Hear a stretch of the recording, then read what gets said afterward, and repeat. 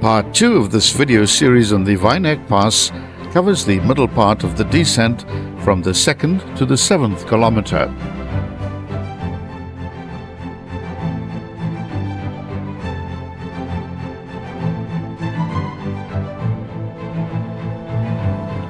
For the next 2 kilometers, the toughest part of the pass awaits, with the gradients quickly getting as steep as 1 in 7. In wet weather, this section could become problematic for non-four-wheel drive vehicles.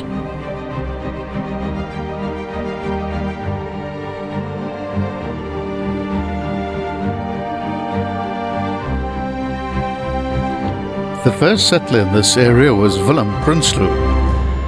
He settled under the Bosberg, close to where the museum is today.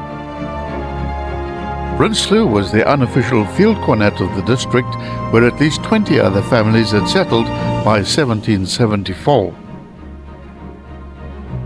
They sent a petition to Cape Town asking for the establishment of a trustee and a church in the area, which led to the establishment of Grafrenet.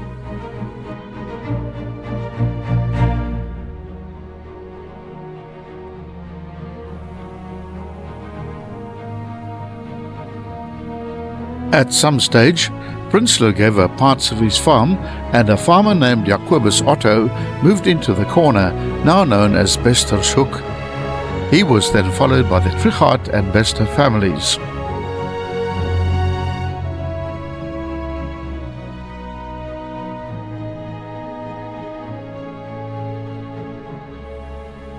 Lord Charles Somerset, taking up the ideas promulgated by Cradock and Caledon that there should be a settlement on the eastern frontier, initiated a plan for an experimental farm in the area.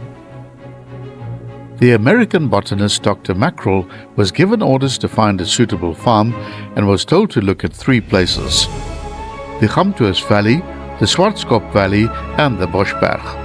He chose the latter.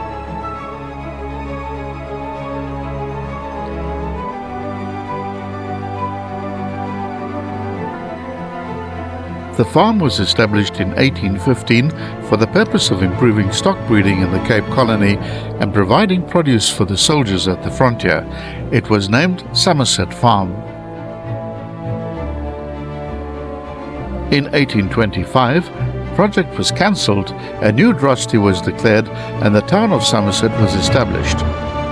The east suffix was only added on 30 years later in order to differentiate it from Somerset West, a town in the Western Cape near Cape Town.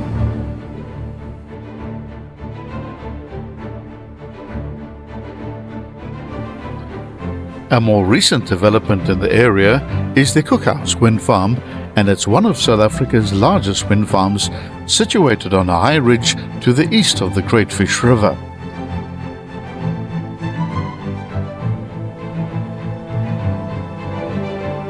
The communities of Adelaide, Bedford, Cookhouse and Somerset East in the Eastern Cape benefit from the wind farm socio-economic development programs, which are designed to empower and strengthen these local communities.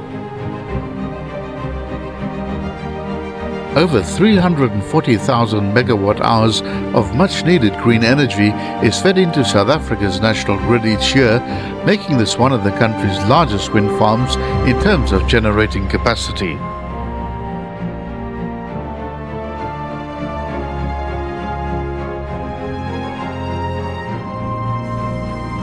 The Cape Eastern Frontier offers a fascinating insight into British military strategy as well as colonial development. The Eastern Frontier was for over 100 years a very turbulent place. It was the area where the 4 main population groups, the Dutch, British, Xhosa and the Khoikhoi met, and in many respects, key decisions taken on this frontier were seminal in the shaping of South Africa.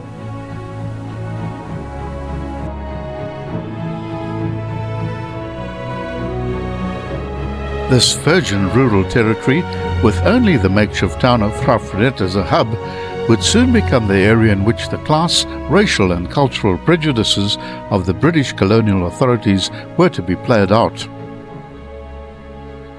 Not only would it experience a period of 100 years of intermittent warfare, it also saw class struggles, particularly within the British settler groups and especially after the arrival of skilled artisans. Struggles for land between different agricultural societies, amongst those the Dutch and the Xhosa, and struggles between owners of different types of commercial agricultural estates, mainly the British. In addition, there were also vast differences in public opinion, from the liberal humanitarian missionary attitude to the commercial and imperial British colonial government's view and the Dutch farmers' attitude that they were the chosen race. Also, the Xhosa had tensions between various tribal groupings.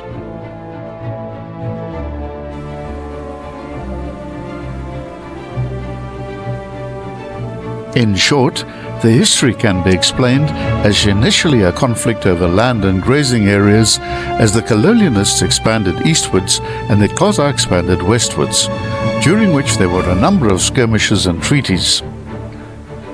Invariably, the treaties only lasted a limited time as the land-hungry colonialist pressured for expansion and the population increase and creation of breakaway chiefdoms led to the westward spread of the Xhosa.